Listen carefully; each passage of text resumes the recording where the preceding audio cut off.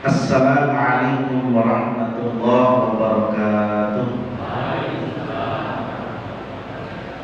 Alhamdulillahilladzi anzala sakinata fi qulubil mu'minin walladzi an'ama bi ni'matil iman wal islam wa arsala rasulahu Muhammadan sallallahu alaihi wasallam rahmatan lil alamin.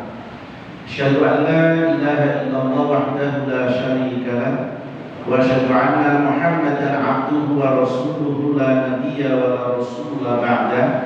Allahumma shalli wa sallim wa barik ala Muhammad wa ala alihi wa sahbihi wa man tabi'ahu bi ihsani ila yaumil qiyamah. Qala rabbi shrah li sadri wa yassir li amri wa hlul 'uqdatam min lisani yafqahu qawli.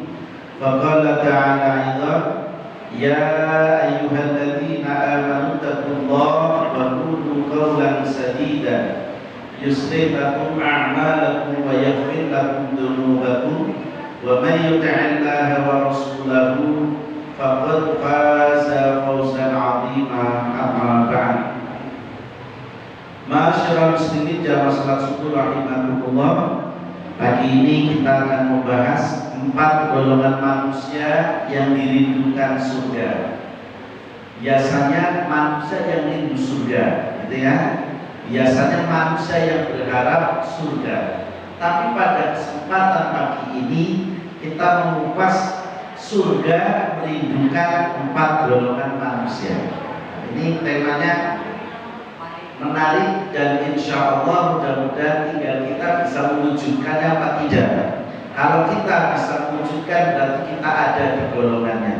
Kalau kita ternyata belum, ya berarti masih minggir dulu dari surga. Tapi insya Allah ada kesempatan yang sangat besar. Oleh karena itu, mari kita simak bersama 4 golongan manusia yang dirindukan surga, didasarkan pada hadis Nabi dari Ibnu Abbas radhiyallahu anhu. Ibnu Abbas radhiyallahu anhu yang mengatakan bahwa Rasulullah sallallahu alaihi wasallam bersabda, al-jannatu mushtaqatun ila arba'ati nafarin talil Qur'an wa hifdzil lisan wa mut'imul ji'an wa sahibi fi syahri Ramadan. Surga itu merindukan 4 golongan. 1, golongannya orang-orang yang senantiasa membaca Al-Quran. Nah, kira-kira kita sudah rutinitas baca Al-Quran apa nunggu bulan Ramadan? Halo? Kira-kira baca kata Quran ini setiap bulannya atau nunggu bulan suci Ramadan? Ya, baru nunggu bulan suci Ramadan. Nah, ini yang makanya terkadang berharap, tapi Rasul sudah menawarkan jalan, tinggal kita mau apa. Yang kedua, wahifdzil lisan. Golongan yang dirindukan surga adalah golongannya orang-orang yang mampu menjaga lisannya. Kira-kira kalau kita berpuasa menjaga makan dan minum, semua orang mampu. Semua orang yang muslim bisa. Tapi kalau menjaga hawa nafsu sakit betul. Halo? Menjaga hawa nafsu itu kira-kira sakit betul. Coba dibuka surat Yusuf ayat 53. A'udzubillahi minasyaitonir rajim. Inna nafsa la'amaratun bis-su'i illa ma rahima rabbi inna rabbi ghafurur rahim. Sesungguhnya aku tidak akan membebaskan kamu sekalian manusia. Allah itu tidak akan membebaskan semua manusia. Karena apa? Hawa nafsu manusia lebih condong kepada kejahatan, lebih condong pada keburukan, lebih condong kepada kemaksiatan daripada kebaikan. Illa ma rahima rabbi, kecuali hawa nafsu yang dibimbing dengan rahmat Tuhan. Mari kita buktikan. Saat serangan Fajar kemarin, halo. Saat serangan Fajar kemarin, seperti sudah ngaji berkali-kali. Ternyata dikasih duit 500.000 ditambahin betul. Itu contoh saya katakan. Padahal Nabi mengatakan la laknatullahi ala roksi wal murtasi binar. Laknat Allah bagi orang yang memberi dan orang yang menerima. Oleh karena para ulama mengatakan orang suap menyuap itu tidak berdosa, tapi langsung nyemplung ke neraka. Halo. Dan kalau dosa bisa minta maaf, kalau dosa masih bisa taubat, kalau berdosa masih minta ampun. Tapi dari nyemplung ke neraka kira-kira ampunilah kami ya Allah, ya iso. Kemarin berjalan betul. Inna nafsa la amaratu bisu'i illa ma rahimah rabbi. Lah Ustaz, diberi boten alhamdulillah karena saya di kota jadi nggak ada yang memberi. Apakah kalau diberi bisa juga katut? Bisa, asal nilainya lebih besar. Mungkin begitu kan. Loh, kalau hanya 500.000 sorry ya, begitu ya. Sorry ya, begitu. Tapi akhirnya 1 miliar iya loh, begitu ya. Inna nafsa la'amaratu bisu. Senada dengan hadis tadi, Rasul berkata, la yadkhulul jannata lahmun nabata min suhtin. Tidak akan masuk surga daging yang tumbuh dari barang yang haram. 500.000 dapat pagi-pagi, belanjakan ke pasar, bawa pulang, dimasak, dimakan istri, suami, anak, mungkin orang sepuh, enak jadi daging. Mati, la yadkhulul jannah lahmun nabata min suhtin. Tidak akan masuk surga daging yang tumbuh dari barang yang haram. Gelem-gelem surganya dijual dengan harga 500.000. Kata apa kata ini? Mulanya mana? Mulanya mana? Ini hanya jajaran gampang. Tapi kan saya puasa. Tugas kerja itu Pak. Dalilnya sudah berbeda. Ini mohon maaf saya harus evaluasi Pak. Karena warga Muhammadiyah tiron-tiron gitu loh masalahnya. Saya punya jamaah di Singasari, hampir sedoyo kaji selama itu apa gitu. Ini saya baru berkata inna nafsa la amaratu bisu. Kecuali hawa nafsu manusia yang dibimbing dengan rahmat Tuhannya. Karena ada caleg datang ke tempat saya juga. Gimana kan? Kalau saya nyadek, ya boleh-boleh saja. Boleh Ustaz memberikan saran pada saya gimana? Kalau saya bagi duit, tidak usah. Dia bilang ke depan saya, tidak usah Pak.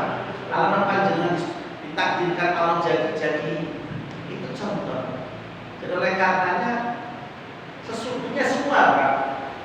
Saya tadi, saya tidak mau dari 500.000. Nah kalau 1 miliar, siapa seorang miliar Pak? Itulah satu contoh. Bukan saya kata diri saya soleh, itu karena saya kebetulan tidak mendapatkan tawaran yang besar. Ya. Kalau tawarannya besar ya itu ya. Karena karena nafsu manusia itu condongnya di situ. Maka lain waktu kita akan mengupas 4 penyebab manusia kenapa takut mati. Lain waktu mudah-mudahan. Saya temanya masih seputar bicara itu ya dari kemarin ya. Surga, neraka, alam akhirat begitu kan. Hari ini pun saya masih bicara tentang berkaitan dengan surga menanti 4 golongan manusia. Nah, yang tadi pertama talil Quran, yang kedua wahidil lisan. Orang menjaga dari makan dan minum dari fajar sampai matahari terbenam tayang. Tapi menjaga hawa nafsu belum tentu tayang. Kenapa? Ya siapa yang mampu mengendalikan? Tambah lagi anak-anak muda kira-kira habis sholat subuh itu ngaji apa jalan-jalan? Kira-kira di jalan-jalan itu diskusi surat Al-Baqarah apa ngumpi? Main itu surat jalan-jalan bukan surat Al-Baqarah. Ayo debat-debat aja. Lainnya jalan-jalan itu banyak juga di antara mereka yang berbusana dengan model bupati. Bupati itu buka paha tinggi-tinggi. Mulus apa mulus? Oh, bikin tertarik kemana ikan. Kembone, masya Allah. Ditambah lagi sekarang kalau sore jelang buka ada istilah ngabuburit. Anak-anak muda sekarang pakai busana cuklang-cuklang, ada boncengan. Boncengan model motor sekarang yang tinggi yang di belakang, betul?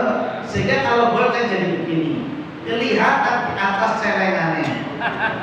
Celengan kan toh? Silet. Silet. Ini jangan diganti iya. Silet. Ini jangan diganti. Bayangkan berhenti di lampu merah, saya di belakangnya begini. Orang didengar ya memang didengar saya di bawah motor, takut lampu merah ya sudah stop putih ya. Apa itu tidak merusak puasa? Mungkin kalau batal puasa tidak, tapi merusak amaliyah puasa bisa. Karena surat Muhammad ayat 33 Allah berfirman, ya ayyuhalladzina amanu atiiullaha wa atiiur rasul wa la tubtilu a'malakum. Hai orang-orang yang beriman, taatilah Allah dan taatilah Rasul, dan jangan kau merusak pahala amalmu. Lagi puasa kok dengan aurat wanita merusak pahala puasa. Mahmud Saltuk mengatakan wan-nadharu bisahwati, pandangan yang disertai dengan syahwat itu merusak pahala puasa. Ibu-ibu jangan jilbabannya hanya di ketika ngaji. Kalau di rumah tetap harus menggunakan aurat yang sebagaimana ketentuan syar'i. Sebab kalau jenengan berbusana modelnya model seks bida, buka sekitar wilayah dada. Halo? Yang menafrikan yang sekitar wilayah dada Bapak Ibu, itu harus hati-hati. Jadi oleh karenanya busana pun tidak sekedar pada menutup aurat. Jika menutup auratnya dengan model produknya Patona, nanti pecah orang dengan kira-kira merusak pahala puasa enggak? Wan-nadharu bisahwati. Maka mungkin kita sekedar menahan lapar haus tenge. Wong saya belum sampai sini takut orang sahur beristawa itu. Kan sarapan sahur teng Abu Hasan itu nopo-nopo kayak orang sahur mati gitu. Itu tenge kalau sekedar jari tidak makan. Tapi ketika kita harus bicara nafsu, kira-kira ibu selama Ramadan ini nanti buatan gendeli tangganya. Itu namanya nafsu. Kalau sekedar menjaga makan itu kaya, tapi kalau sudah bicara nafsu, ya ternyata masih berat. Kemudian nanti kita kupas satu persatu ya. Wa mut'imul ji'an, ini peluang besar dalam Ramadan, berbagi kepada sesama, mengingat orang yang memberi makan buka puasa orang yang berpuasa itu seperti mendapatkan pahala puasa tanpa mengurangi pahala mereka sedikit pun. Ibarat jenengan sehari berpuasa beri makan satu orang, berarti jenengan puasa sehari dihitung 2 hari. Memberi makan 10 orang berarti jenengan sudah berpuasa 11 hari. Memberi makan 30 orang berarti jenengan sudah berpuasa 31 hari. Mestinya berlomba-lomba. Jadi tapi yang diberi makan orang yang berpuasa, Pak. Bukan melihat asal orang yang berpuasa. Wamut imulji'an nanti sekaligus menjadi metode dakwah pendekatan dengan wamut imulji'an. Lalu yang keempat, wasa'imi fi syahri Ramadan, orang yang berpuasa di bulan suci Ramadan. Kenapa Ramadannya diletakkan di poin yang keempat? Bukankah Ramadan amal yang paling utama? Karena kalau hanya menjadikan Ramadan sebagai satu-satunya bulan, sementara kita akan menghadapi 11 bulan yang lebih berat. Kalau di bulan Ramadan, setan jin yang jahat sudah diikat. Jenengan hari ini hadir ngaji orang heran, setan itu dibelenggu Pak. Jadi ente makannya jelek. Tapi pasca Ramadan belum tentu jenengan hari pertama gelem sholat subuh berjamaah Pak. Kenapa? Silaturahmi. Kira-kira kalau habis pasca Ramadan hari pertama, hari kedua, sing rame masjidnya apa lokasi wisatanya? Itu. Maka saya sering mengatakan pancen iman kita itu masih dona, do beras do menit, do paras do mikir. Akhir bulan Ramadan parah seperti ini kan, sholat sunnah saja sampai berjamaah langkah-langkah. Sholat sunnah kok berjamaah kayak jajahan gitu. Pas Ramadan boro-boro sholat sunnah berjamaah, murid-murid 5 waktu saja bisa berjamaah, hebat. Itu. Jadi kenapa Ramadannya ditempatkan di terakhir? Karena sesungguhnya terukur kepada keistiqomahannya. Senada dengan hadis yang mengatakan as-sholatul khams, sholat 5 waktu. Wal jum'atu ila jum'ati, wal ramadhanu ila ramadhana, mukaffiratun ma bainahunna idza sulibatil kabair. Sholat 5 waktu menghapus dosa kesalahan kita dalam waktu 24 jam. Wal jum'atu ila jum'ati, sholat 5 waktu menghapus dosa kesalahan kita dalam rentang 1 minggu, Jumat ketemu Jumat. Wal ramadhanu ila ramadhana, sholat 5 waktu menghapus kesalahan kita dalam rentang 1 tahun, Ramadan hingga ketemu Ramadan. Idza sulibatil kabair, selagi engkau tidak melakukan perbuatan dosa besar. Itu. Nah, persoalannya meninggalkan dosa besar itu angel, mungkin kalau sekedar ya maaf, syirik saja kadang masih terkadang manusia masih melakukan. Di bulan Sadran, akhir Sadran banyak orang nyadran ya. Nyadran ini penting kuburan, membersihkan kuburan, bersih-bersih agar tidak hidup. Kira-kira bersih kuburan yang taburi kembang. Sing diomong apa? Sing diucap apa? Biasanya yang aku yang putih bonus pun akan terbayang badan tidak akan saum. Syirik betul. Meminta doa restu kepada yang takut, yang putih, yang sudah kelihatannya ya syirik Pak. Bonus bersih-bersih kubur. Tapi ketika mohon doa restu, nah, itu saat panjenengan ngendika mohon doa restu, maka saat itulah kemusyrikan telah kita lakukan. Padahal ayatnya mengatakan walau asyraku lahabita anhum ma kanu ya'malun. Sekali engkau berbuat syirik, hapus seluruh amal kebaikannya. Dan ini kira-kira kapan bersih-bersih itu? Mudah-mudahan untuk panjenengan. Tapi balanya kira-kira benar. Ada di salah satu kecamatan, kalau di Sadran ini mereka banyak yang datang ke kuburan, kemudian di situ sudah ada ustaz. Oh Pak, ada di ziarah kubur di doa buatan ini Pak Yai.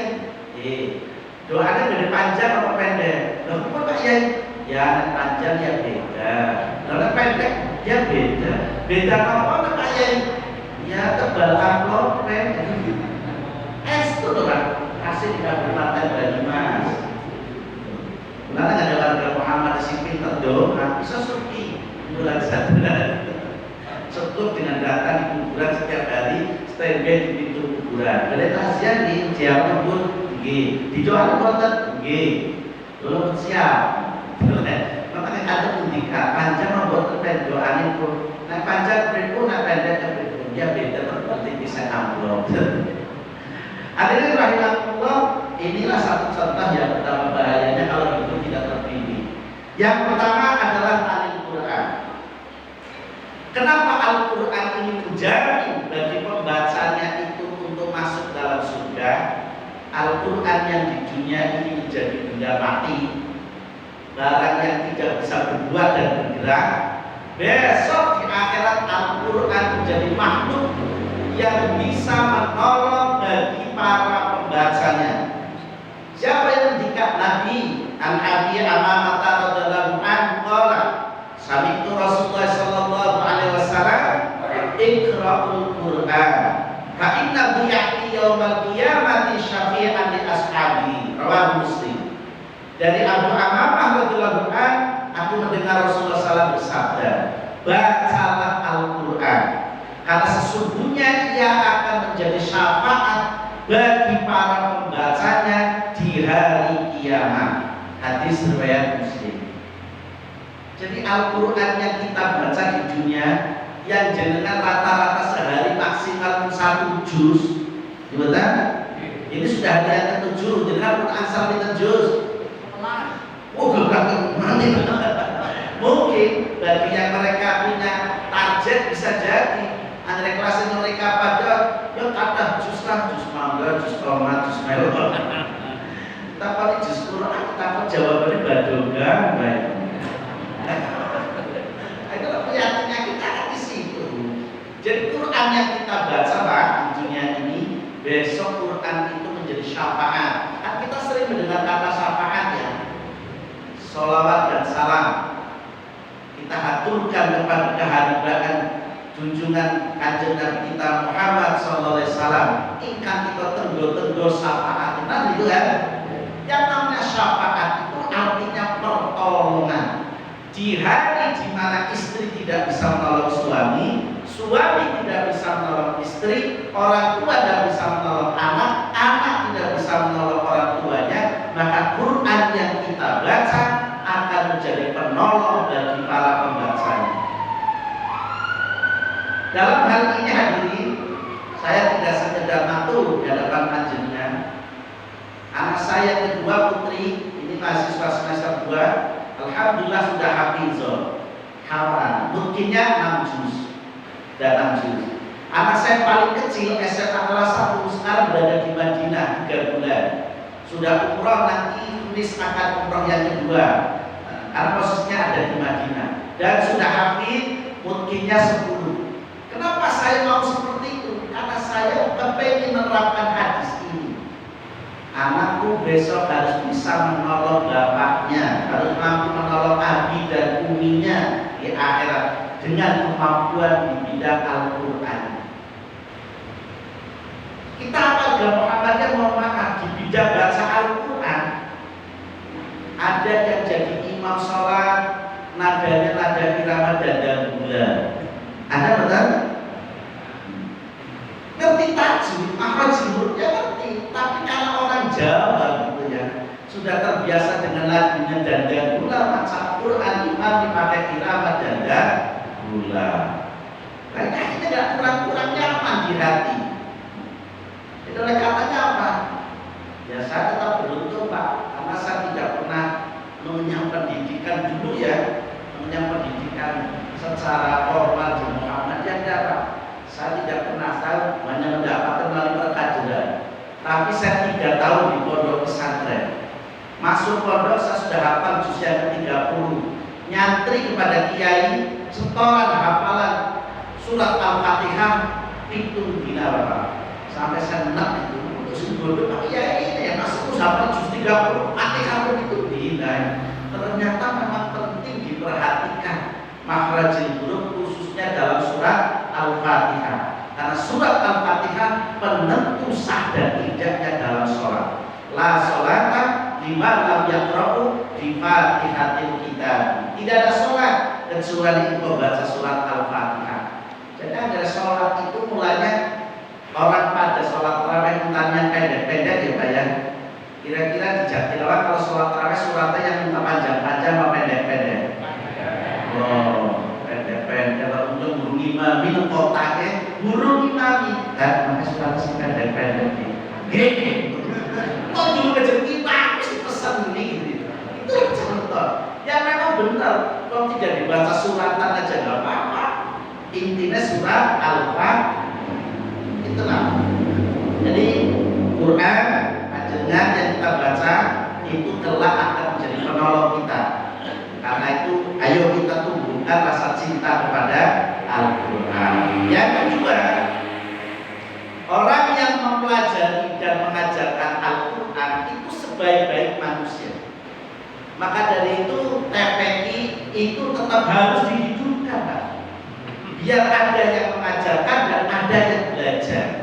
Belajar di masa tua itu tidak mengapa Pak.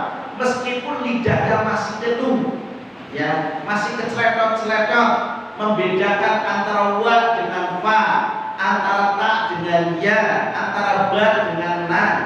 Kan sering kecelakaan begitu. Wong tulisannya famayyaman dibaca wamayyaman. Kan beda makna. Fa itu artinya apabila, wa itu artinya dan. Kan sudah beda makna. Tetapi hadirin tidak usah takut. Ternyata ketika kita masih belajar Al-Quran, salah, pahalanya juga nggak berdosa. Mengingat kalau belajar sudah sepuh itu kan seperti mengukir di atas air, itu ya, di atas air.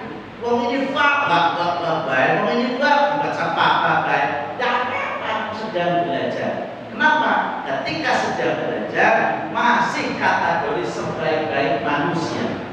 Al-Utsman bin Affan radhiyallahu anhu qala Rasulullah sallallahu alaihi wasallam khairukum man ta'allama al-Qur'ana wa 'allamahu. Dari Utsman bin Affan radhiyallahu anhu Rasulullah sallallahu alaihi wasallam bersabda, sebaik-baik kalian adalah yang mempelajari Al-Qur'an. Belajar saja masih sebaik-baik, apalagi jika wa 'allamahu, apalagi jika mengajarkannya. Maka dikatakan perbandingan antara abid itu ahli ibadah yang kalau ruku, kalau sujud lama sampai jidatnya hitam, kalau zikir juga lama. Tetapi kalau dia bukan seorang ulama, dibandingkan dengan ulama, maka ulamanya bandingkan bulan purnama, abidnya hanya seperti bintang. Itu. Jadi perbedaan antara ulama dengan abid, ahli zikir, ahli wirid itu ya. Kalau dia tidak punya ilmu itu bagaikan bintang saja.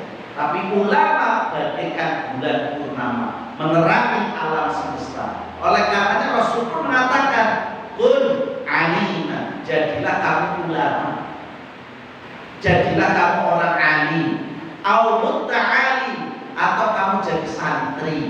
Ya. Santri itu kalau belajar sungguh-sungguh, ada perangkatnya yang dibawa, bawa pena, bawa kertas. Dari kamu tangan ini modalnya apa?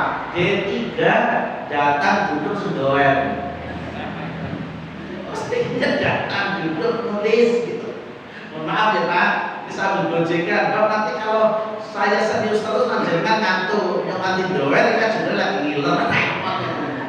Jadi ada sedikit gojekan. Jadi santri yang sesungguhnya, muta'alim yang sungguh-sungguh, mesti nyantri itu bukan sekedar bawa pena dan buku, bahkan sampai membawa perangkat baju gantinya, ya bawa makanannya, perbekalannya itu begitu. Nah kalau kita kan masih kelasnya mustami'an, pendengar yang setia, pendengar yang baik, itu pun pahalanya masih sama. Ya, pendengar yang baik, pahalanya masih sama. Bahkan jenengan yang datang hari ini sekarang pun lagi ngantuk, ini pahalanya pada. Kamu jenengan ngantuk sedoyo. Kalau yang kebangetan yang lagi doer-doer, mereka hanya ngiler.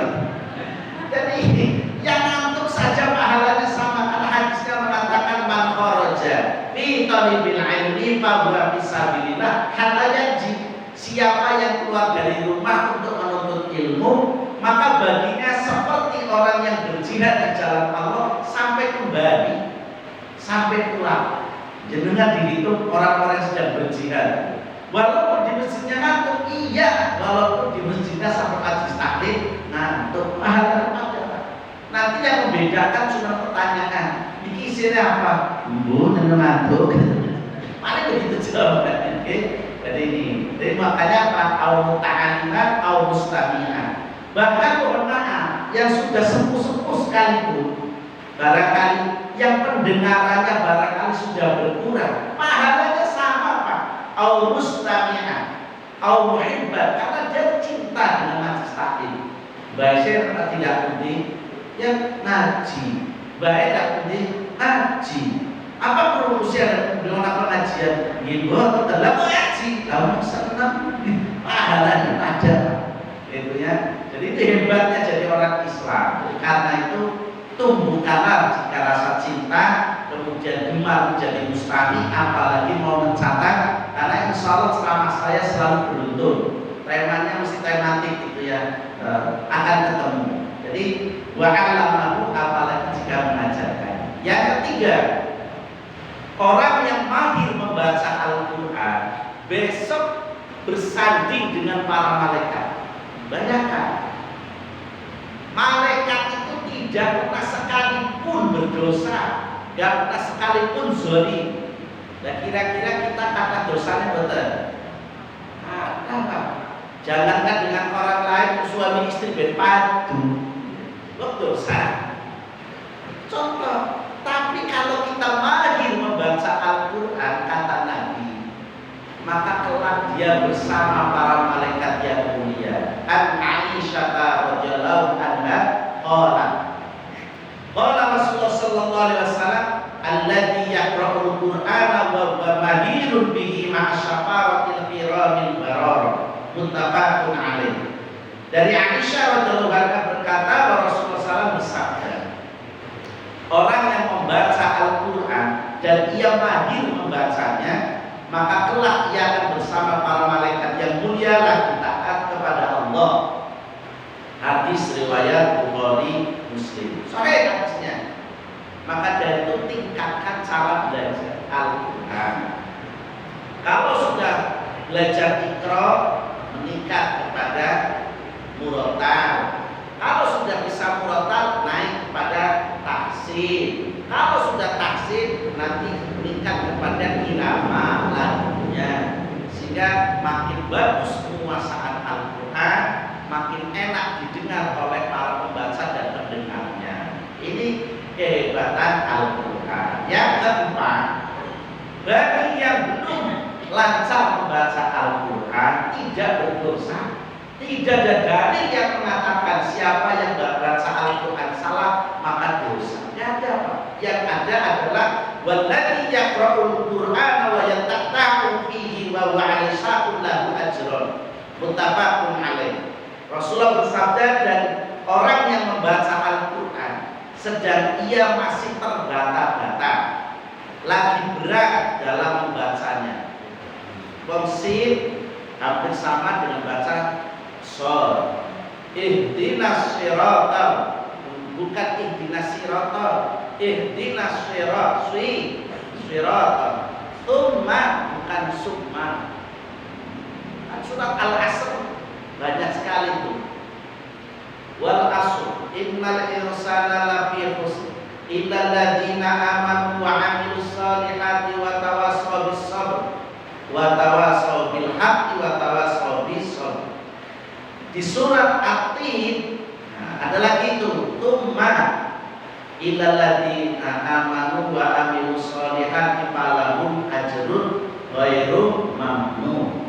Tsumma radadnahu asfala safilin. Tsumma, bukan summa.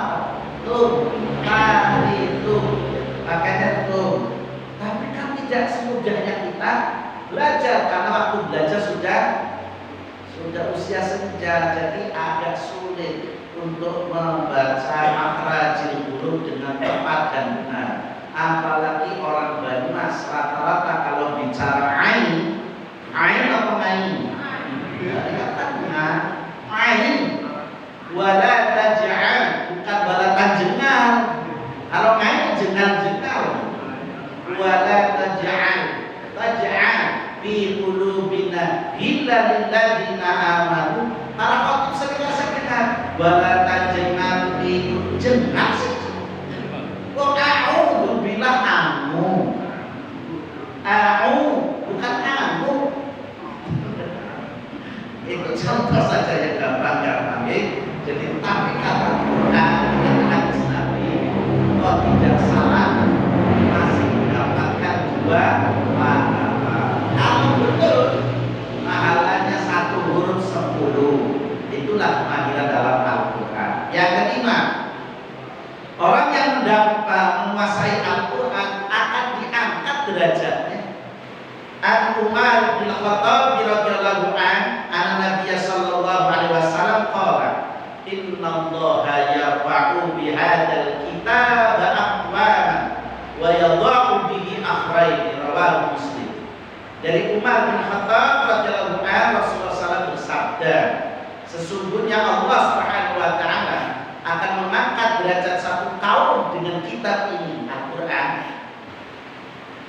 dan dengannya pula akan merendahkan kaum yang lain. Hadis Bukhari, hadis riwayat Muslim.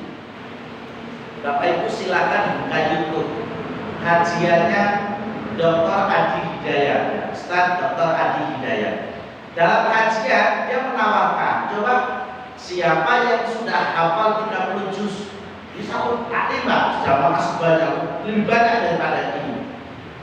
Nanti yang betul-betul hafizah akan saya angkat hari ini juga untuk umroh. Bayangkan Pak, dari sekian jamaah hanya 3 orang dan semuanya ibu-ibu. 3 orang. Betul kamu hafal 30 juz, insya Allah betul. Tak cek, langsung dicek kalau Ustaz Hidayat. Ya besok berangkat umroh, langsung jerit di situ Pak. Bulan Ramadan makan umroh, nilainya sama dengan ibadah haji. Kalau sing lagi ngimpi umroh berkelakon-kelakon, itu umroh gratis. Itu gara-gara apa? Kemampuan di dalam penguasaan Al-Quran, angkat derajatnya. Bahkan ketika pengajian menjelang pra-muktamar, ada seorang kokam yang baca Quran itu kokam, qori'nya itu kokam. Setelah dia terkagum-kagum, ini kokam tumben-tumben baca Quran bagus itu, terkagum dia, terpukau. Maka selesai baca Quran, sebentar Mas, ini yang Mas kokam sudah pernah ke Madinah, direktar Mekah belum? Ya besok ajak 10 kawan suruh umroh. Hanya gara-gara kemampuan membaca Al-Quran. Ini ayat. Melalui hadis ini Allah menjanjikan dan itu menjadi kenyataan. Maka tinggal bagaimana kita itu mewujudkan pesan-pesan dari Al-Quran dan hadis, mesti akan jadi kenyataan. Ini yang kelima. Ini baru 1 poin Pak, Anil Quran. Yang kedua, wahid bil lisan. Golongan yang diridhokan surga yang kedua adalah orang yang mampu menjaga lisan. Orang sering mengatakan, peribahasa mengatakan lidah tak bertulang. Saking orang tulang yang terkadang kalau ngendika orang anak batas terus tidak merasa apa yang diucapkan itu benar atau salah. Maka sampai-sampai Nabi itu membatasi, man kana yu'minu billahi wal yaumil akhir falyakul khairan aw liyasmut. Barang siapa yang beriman kepada Allah dan hari akhir, maka berkatalah dengan perkataan yang baik, atau engkau lebih baik diam. Karena apa? Ketika mulut ini sudah berbicara tanpa kontrol iman, wah ini, mohon maaf, jangankan manusia semacam kita. Istri Nabi Aisyah radhiyallahu anha satu ketika ngajak suaminya lah, Kanjeng Nabi jalan-jalan. Wahai Anda, kita jalan-jalan. Ya, jalan-jalan, ayo jalan-jalan. Saat berjalan-jalan, bertemu dengan orang kafir Quraisy. Orang kafir Quraisy memberikan salam, tapi salamnya salam penghinaan. As-sabuk ya Muhammad. As-sabuk itu dalam bahasa Jatilawang artinya mampus lu Muhammad. Lah disalami begitu. Aisyah orang terima. Wasamuka wa rahmatullahi wa azabu. Kamu yang dilaknat diazab oleh Allah Subhanahu wa taala. Itu pada ucapannya sekata dari orang kafir Quraisy. Aisyah orang terima suaminya dihina-hina begitu. Langsung jawab begitu ya. Kira-kira ibu Jatilah begitu betul. Sama. Gitulah diri. Rasulullah melihat istrinya mahlah ya Umar. Aku nggak terima Rasulullah dihinanya. Terima kasih. Jadi mahlah Rasul menenangkan. Tenang, wahai istriku yang bibirnya itu kemerah-merahan. Mukanya Aisyah itu kalau lagi marah mukanya merah. Dan sehingga Rasul menenangkan, saya nggak terima kok dihina. Terima kasih. Tidak begitu caranya. Gimana? Kalau dia mengatakan as-sabuk ya Muhammad, cukuplah dijawab ba'alika mampus Muhammad, itu juga selesai. Kira-kira ibu kalau dina lenjek ngomongnya apa jawabannya? Kalau masih lenjek mestinya kalau dihina sekata jawab sekata lenjek. ejek pada kayak ayah juga orang beda tapi gitu ya orang beda ini juga gitu.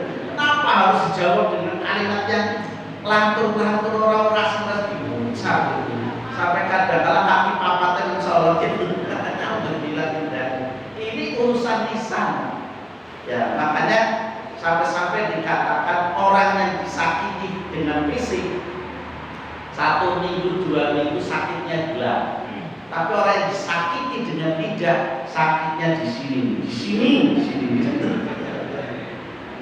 Kalau disakiti dengan lidah itu bisa tahunan nggak mau tanya bahwa hidupnya bertetangga karena sudah nyakiti atau ketemu saja mulai masuk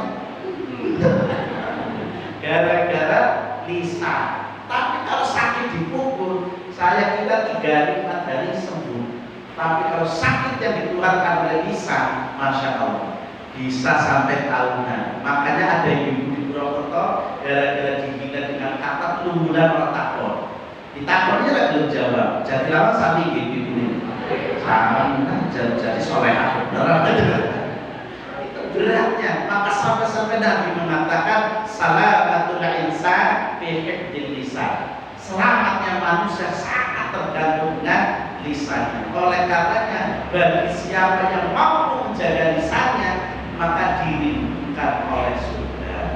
Jadi ibu kalau ada tetangga menggunjing jenengan ibu ini anggaran jenengan ajar bereni lagi puasa jawab alah kayak mereka suci-suci ya. Jawabannya mereka kok beda orang mana aduh kok angel ya, karena banyak orang diluruskan bukannya terima kasih malah nesu gitu ya. Baik, jadi kalau sudah kayak gitu tinggal pergi, jangan diikuti karena lagi dalam rangka pengendalian hawa nafsu. Oke.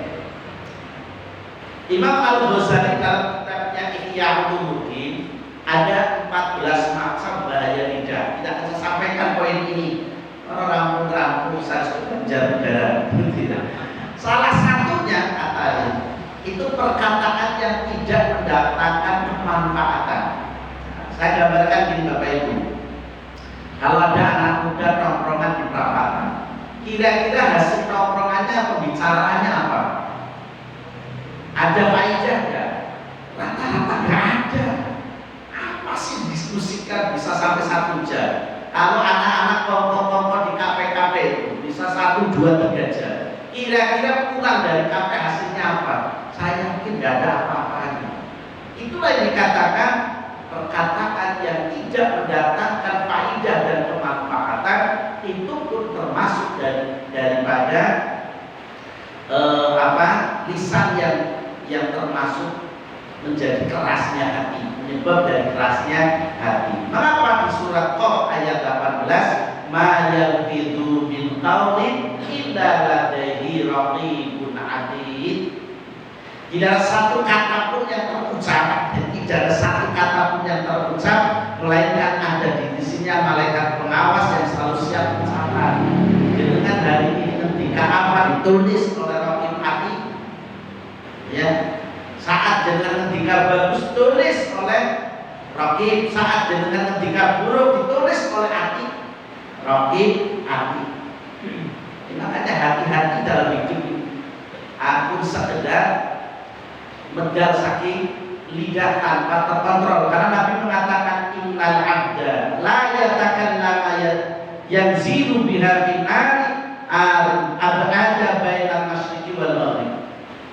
Sesungguhnya seorang hamba mengucapkan kalimat tanpa dipikir terlebih dahulu dan karenanya dia terjatuh ke dalam neraka sejauh antara timur dan barat.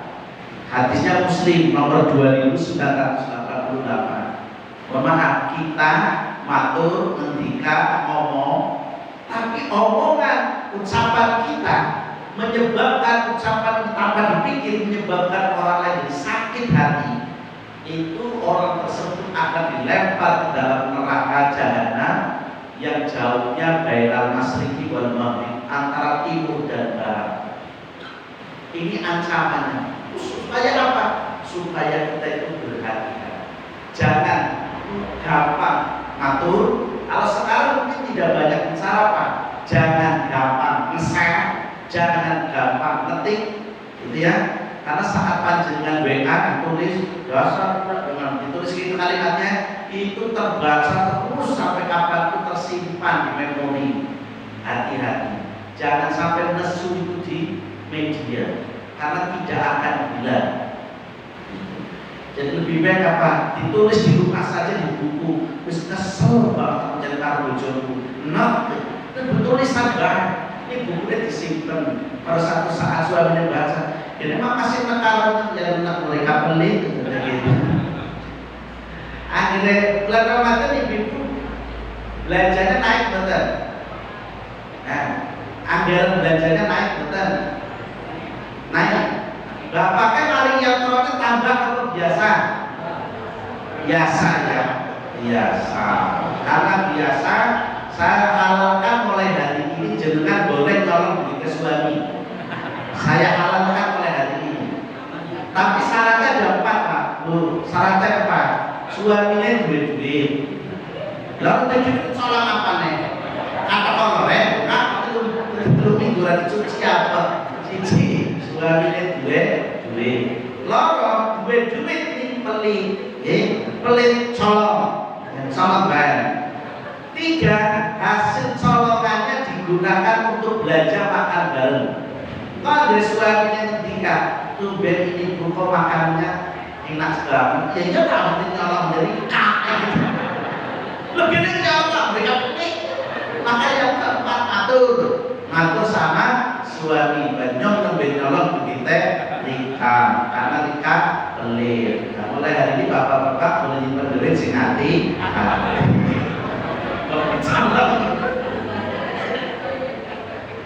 Itulah ya caranya. Ini dia namanya manusia ya. Jadi makanya saya tidak suka duit daripada dicontoh sama istri. Hadirin rahimakumullah, yang ketiga, orang yang beri makan adalah orang yang kelaparan. Di mukadimah tadi dikatakan orang yang beri makan buka puasa, orang yang berpuasa maka pahalanya sama seperti orang yang berpuasa. Dalam hadis lain dikatakan bahwa mu'minul jihad itu termasuk muslim yang terbaik. Muslim yang terbaik adalah muslim yang suka memberi makan pada orang yang membutuhkan. Maka saya paling senang dengan warga masyarakat Jatilawang kalau kegiatan itu seringkali buka-buka IPM, kegiatan ini maaf ya tahu warga IC yang terserah pinter gitu ya. IMM sama, tidak apa-apa karena itu ternyata panjenengan termasuk orang yang baik menurut hadis Nabi. Anna rajulan sa'ala Nabiya sallallahu alaihi wasallam ayyul islami khairu qala tuqimu ta'am wa taqra'us salam ala man arafta wa man lam ta'rif. Ada seorang yang bertanya kepada Nabi sallallahu alaihi wasallam, Islam yang bagaimanakah yang paling baik? Dia bersabda, memberi makan pada orang yang membutuhkan. Memberi makan pada orang yang membutuhkan ini bukan hanya di bulan Ramadan.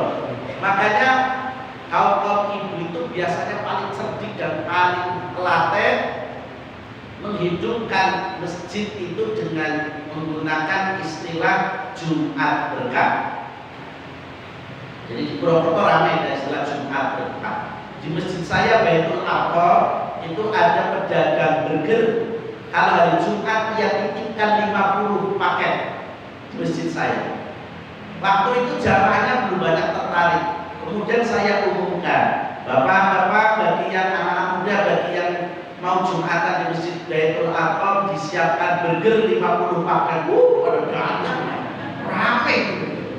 Jamaah jadi penuh ya. Ternyata mereka sholat dalam rangka entok burger. Saya pikir sholat dengan baju gitu. Dan ternyata kalau sholatnya anak-anak muda itu tidak mau jauh-jauh dari burgernya. Dan terkadang baru salam pertama assalamualaikum langsung itu gelatin burger. Dibilangin sama takmir masjid, tolong satu orang cukup satu. Wong saya dipeseni sama ibunya. Daripada banyak ternyata ibunya juga doyan juga begitu.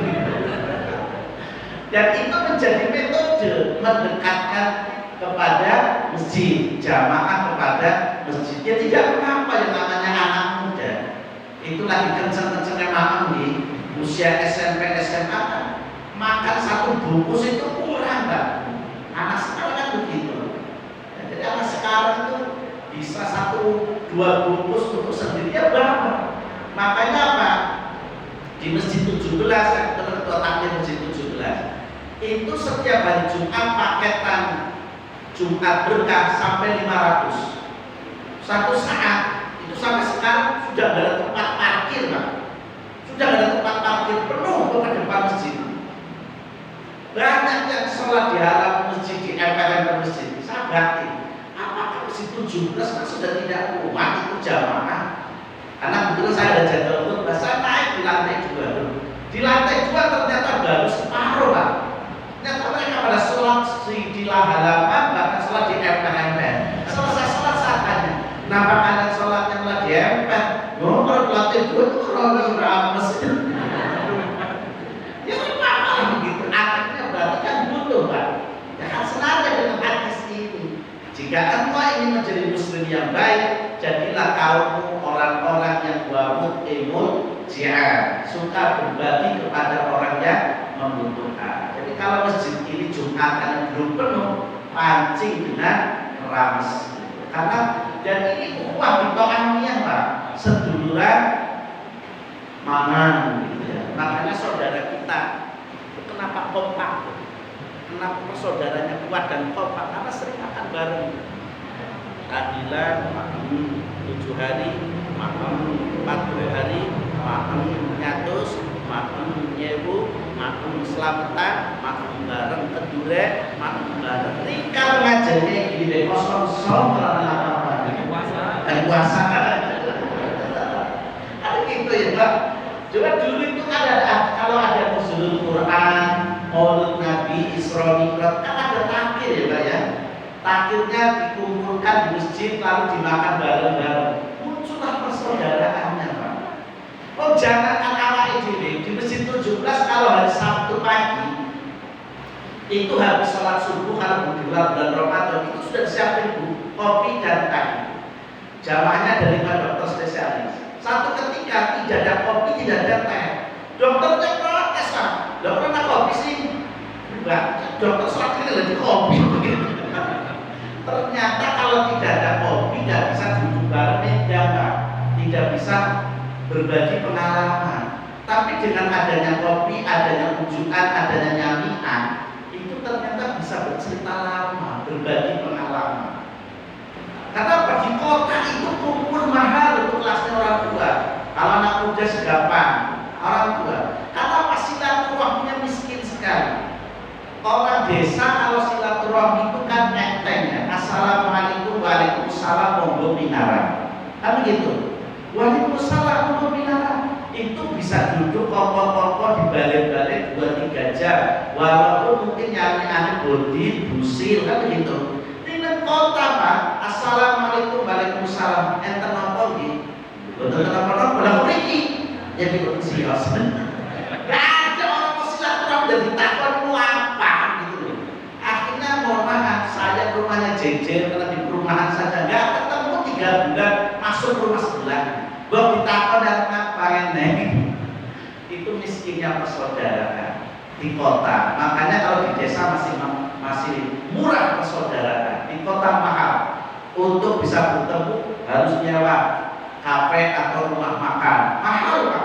Saya kalau ketemuan jamaah haji harus di rumah makan ini. Ujung-ujungnya juga harus beli gitu. Harus ketokakan. Karena desa silaturahmi ditokakan betul. Wah, kan mau dikasih ujukan putih bikin candle kok. Entah ya. Inilah hikmah persaudaraan. Jadi ini bagus. Dan orang yang gemar berbagi makanan itu disiapkan kamar di surga ya, yang kamarnya itu tampak dari dalam, tampak pula dari luar. Ini orang yang suka memberi makan pada orang yang membutuhkan, juga orang yang berpuasa, orang yang mampu menjaga lidahnya dengan baik. Besok dimasukkan surga oleh satu pintu khusus, kemudian masuk dalam kamar surga yang kamarnya itu tampak dari dalam kayak kita lu tak tahu lagi dandan ya isi nang surga ini jenengan telanjang budak orang dosa di dunia. Lah kok sih mau pada nasibnya orang papa dalam selingkuh sedina bisa pulang akhirat orang papa. Karena dunia kalau selingkuh akhirat boleh gitu. Jadi itu nikmatnya akhirat, tapi kosongnya nang kene. Ya, kosongnya nang dunia. Maka jadikanlah dunia tempat mengenai kebaikan, menabur kebaikan. Langsung yang keempat, dan orang yang berpuasa di bulan Ramadan wasaimu fi syahr Ramadan, dia akan disediakan satu pintu yang namanya babur rayyan. Inna fil jannati baban yuqalu lahu rayyan yadkhulu minhu shaimun yaumal qiyamati la yadkhulu minhu ahadun ghairuhu yuqalu ayna shaimuna fayaquluna la yadkhulu minhu ahadun ghairuhu fa idza dakhalu ughliqa falam yadkhulu minhu ahadun. Sesungguhnya di surga ada pintu yang dinamakan ar-rayyan. Orang-orang yang berpuasa di hari kiamat masuk dari pintu itu. Tidak dibolehkan seorang pun masukinya selain mereka. Lalu dikatakan, di mana orang-orang yang berpuasa? Mereka pun bangkit, tidak ada seorang pun yang masuk kecuali dari mereka. Ketika mereka telah masuk, pintunya ditutup dan tidak seorang pun masuk lagi. Bukhari Muslim. Ada harapan besar. Ada harapan besar buat kita untuk masuk ke dalam surganya Allah melalui satu pintu khusus yang namanya babur rayyan. Kenapa? Karena kita kaum muslimin ada kesempatan berpuasa di bulan suci Ramadan. Tinggal bagaimana menjaga nilai-nilai kebenaran di dalam berpuasa. Berkata tidak ada dialog karena saya harus meluncur ke Mandi Raja Banjarnegara. Nasrul minallah wa fathul qarib wa basyiril mu'minin wal 'afwu minkum. Tsumma assalamu alaikum warahmatullahi wabarakatuh. Waalaikumsalam warahmatullahi wabarakatuh. Terima kasih kami sampaikan kepada Ustaz Haji Muhammad Aminuddin MPD yang telah memberikan tausiah nasihatnya.